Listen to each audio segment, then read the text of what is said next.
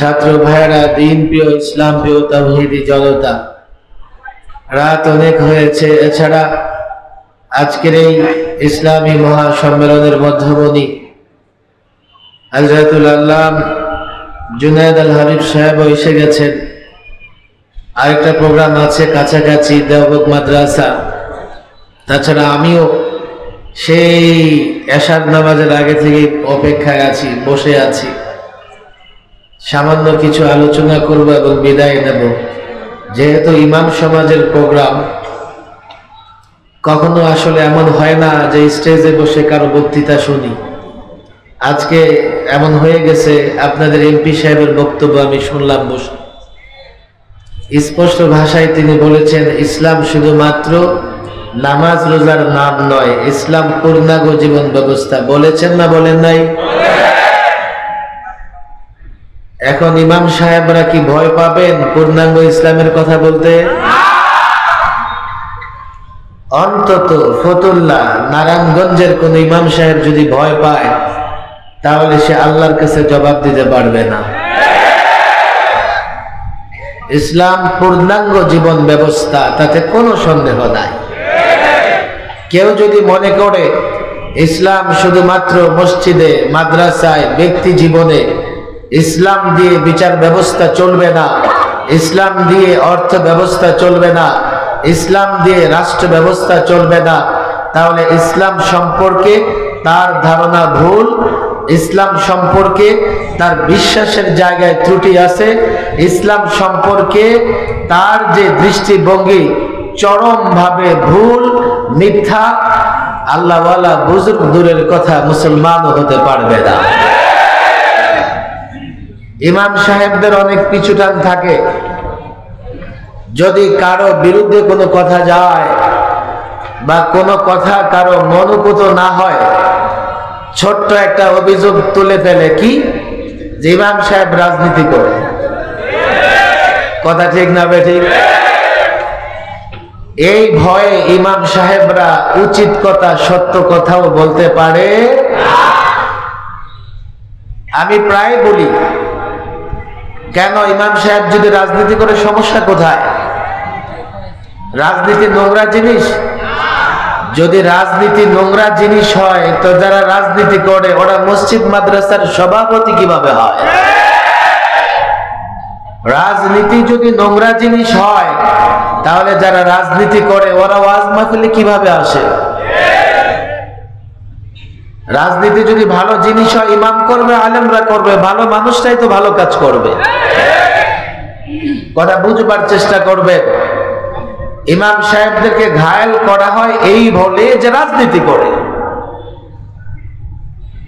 রাজনীতি দ্বারা দেশ পরিচালিত হয়। রাজনীতি ভালো হলে ইমাম সাহেবরা করবে। আর যদি বলে হুজুর নোংরা কাজটা আমরা করি, সেটা আপনারা কেন করবেন? তাহলে আমরা তাদেরকে বলি, তোমরাও নোংরা কাজ ছেড়ে দাও। তবে কোন আলেম নোংরা রাজনীতি করে না।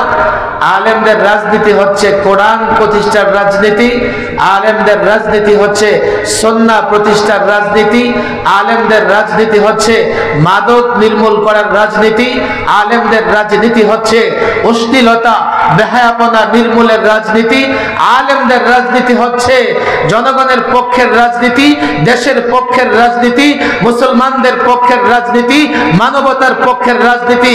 সুতরাং আলেমদের রাজনীতি কখনো নোংরা হতে পারে না।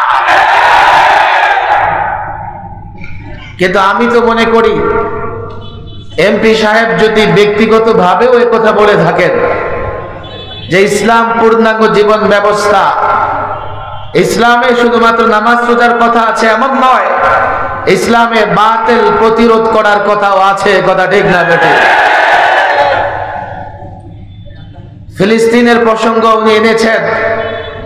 হ্যাঁ, বাংলাদেশের রাষ্ট্রীয় অবস্থা, বর্তমান সরকারের পরিষ্কার অবস্থা আমরা দেখতে পাচ্ছি, মাজলুম জনগণের পক্ষে, ফিলিস্তিনিদের পক্ষে। ছোট্ট একটা কথা আপনাদের বলে যাই, যেহেতু আপনারা স্লোগান তুলেছেন, লম্বা সময় আমি মজলুম ছিলাম, এখনো অনেক আলেম মাজলুম আছে। সীমান্ত পেরিয়ে মাজলুমদের কথা চিন্তা যারা করেন, আমি মনে করি দেশে যারা মাজলুম তাদের চিন্তাও করা উচিত। তারপরেও আমরা জেল জীবনকে পরোয়া করি না। জেল খেটে কেউ ক্ষতিগ্রস্ত হয় না। আলেমরা যারা জেলে আছেন তারাও লাভবান হবেন, যারা আলেমদের জন্য দোয়া করবেন তারাও লাভবান হবেন। সেজন্য আমরা দেশের ভেতর বাহির সব জায়গায় মানবতার পক্ষে কথা বলি, মানব অধিকারের পক্ষে কথা বলি, ফিলিস্তিনের পক্ষে কথা বলি। এমপি সাহেব বলেছেন 14টা রাষ্ট্রদূত প্রধানমন্ত্রীকে অনুরোধ করেছেন তিনি যেন ব্যবস্থা গ্রহণ করেন। আমি তো পরিষ্কার বলি, গোটা পৃথিবীর মুসলমান এক দেহ এক মন। পৃথিবীর যে কোনো প্রান্তে একজন মুসলিম আক্রান্ত হয়, অন্য প্রান্তের মুসলিম ব্যতীত হয়, বরদাস্ত করতে পারে না। বাংলাদেশ নয়, বাংলাদেশের রাষ্ট্রপ্রধান, বাংলাদেশের প্রধানমন্ত্রী শুধু নয়, বিশ্বের ওআইসি অন্তর্ভুক্ত এর ভেতরে বাইরে 57টা বা তার চাইতে যত বেশি মুসলিম রাষ্ট্র আছে, আমরা সকলের কাছে উদাত্ত আহ্বান জানাই, শুধু প্রতিবাদ নয়, নিন্দা নয়, প্রতিবাদ নয়, নিন্দা নয়। এই প্রতিবাদ রাস্তার ছেলে করতে পারে, দুর্বল ব্যক্তি করতে পারে।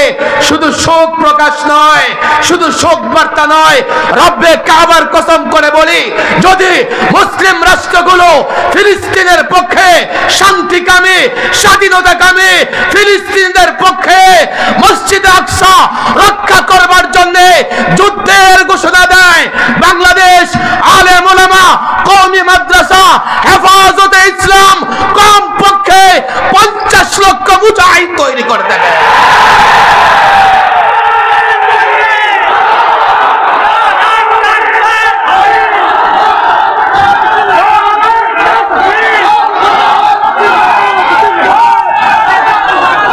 আল্লাহর কসম করে বলে, মৃত্যুকে পরোয়া করে না, পদ পদবীর জন্য বাঁচতে চাই না। হ্যাঁ, আমার সন্তান আমার কাছে প্রিয়, আমার ঘর আমার কাছে প্রিয়। রব্বে কাবার কসম, যে ফিলিস্তিনের এক একটা শিশুর রক্ত ঝরছে, আমি মনে করি আমার সন্তানের রক্ত ঝরছে। আল্লাহর কসম, সুযোগ করে দাও, লক্ষ লক্ষ জনতা বুকের তাজা রক্ত দিয়ে ইসরায়েলে ইহুদিদেরকে পৃথিবীর মানচিত্র থেকে মুছে দেবে। মুনাফিকি নয়।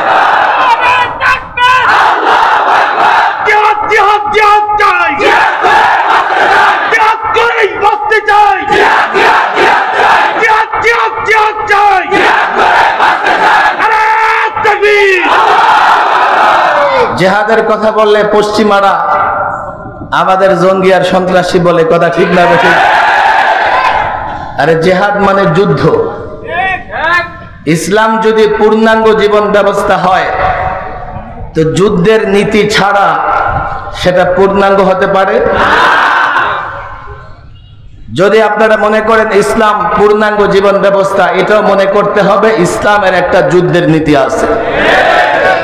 শুধু তাই নয়, ইসলামের অর্থনীতি বেস্ট উত্তম, ইসলামের বিচার ব্যবস্থা উত্তম, ইসলামের সামাজিক রাজনৈতিক পারিবারিক সকল ব্যবস্থাগুলো উত্তম। শুধু উত্তম নয়, সুন্দর, সুষম, ন্যায়ের, ইনসাফের।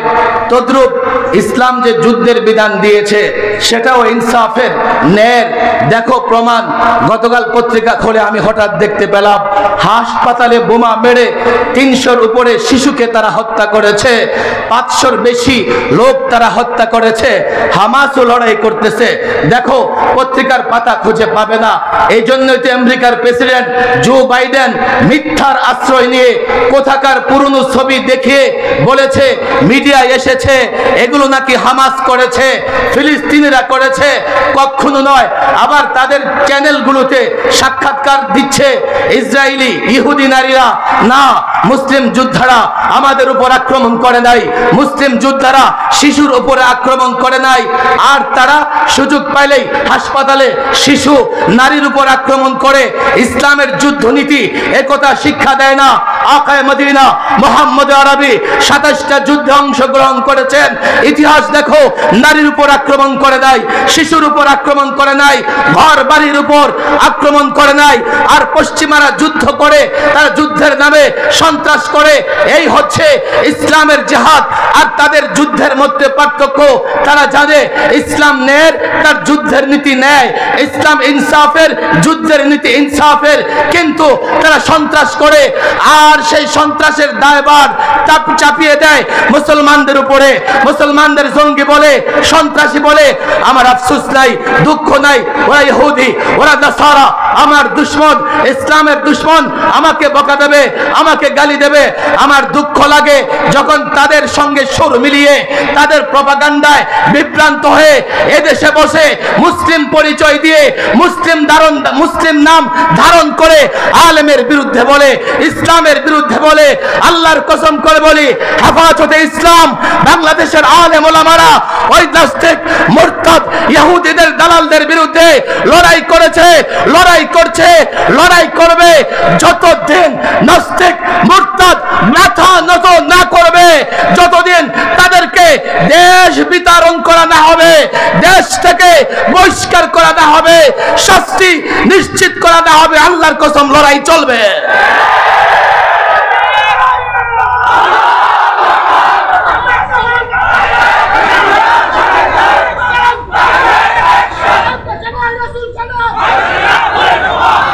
আমি ইমাম সাহেবদের বলবো, যদি আপনারা দায়িত্ব পালন করতে পারেন, মাদক এই সমাজে থাকবে না। আমি তো সারা বাংলাদেশের নানা বক্তৃতায় এই কথাটা বারবার বলি, ইহুদি, নাসারা, মুশরিক, এই মুসলমান সন্তান, নিজের পরিচয় যখন মুসলিম দিবা, তোমার সঙ্গে লড়াই করার ক্ষমতা তার নাই। পিছন দিক থেকে তোমাকে ঘায়েল করতে চায়, আর সেটা হচ্ছে মাদক, অশ্লীলতা, বেহায়াপনা, খেল তামাশা দিয়ে তোমাদের ঘায়েল করতে চায়। পরিষ্কার বলি, পেছন দিক থেকে তোমাকে যখন তারা ঘায়েল করতে পারবে, তখনই তারা তোমার উপর আক্রমণ করার চেষ্টা করবে। তুমি যদি মাদক থেকে দূরে থাকো, অশ্লীলতা, বেহায়াপনা থেকে দূরে থাকো, মসজিদের সঙ্গে সম্পর্ক রাখো, আল্লাহর কসম ৭৫ বছর নির্যাতন করে তারা ফিলিস্তিন শেষ করতে পারে নাই, মসজিদ আকসা শেষ করতে পারবে না। বাংলাদেশ দুশ্মন ঘেরা একটা দেশ, চতুর্দিকে পৌত্তলিক হিন্দুত্ববাদ। রব্বে কাবার কসম করে বলি, মাদক দূরে ঠেলে দাও, অশ্লীলতা, বেহায়াপনা দূরে রাখো, মসজিদের সঙ্গে সম্পর্ক রাখো। নিরীহ হতে পারি, দুর্বল হতে পারি, আল্লাহর কসম অর্থ না থাকতে পারে, অস্ত্র না থাকতে পারে, আমি যদি নিজেকে প্রকৃত মুসলিম রাখতে পারি, আল্লাহর কসম ওই তাগুত পৌত্তলিক যত শক্তিশালী হোক না কেন, বাংলার জমিনের দিকে চোখ তুলে তাকাতে পারবে না। যদি মুসলিম রাখতে পারো, নিজেকে কোনোদিন মাথা নত করতে হবে না। আল্লাহ তাবারক ওয়া তাআলা ইমাম সাহেবদের এই সংগঠন কবুল করুন, তাদের হিম্মত এবং সাহস বাড়িয়ে দিন। আমাদের মুরব্বী হযরত মাওলানা খতিব বাঙ্গাল বসে আছেন, আর প্রোগ্রাম আছে, আমিও তো সেই আসার আগ থেকে বসে আছি, আলোচনা করবেন। আল্লাহ তাবারক ওয়া তাআলা ওনার আলোচনা শোনার এবং সে অনুযায়ী আমল করার তৌফিক দান করুন। ওয়া মা তাওফীকি ইল্লা বিল্লাহ ওয়া মা আলাইনা ইল্লাল বালাগ।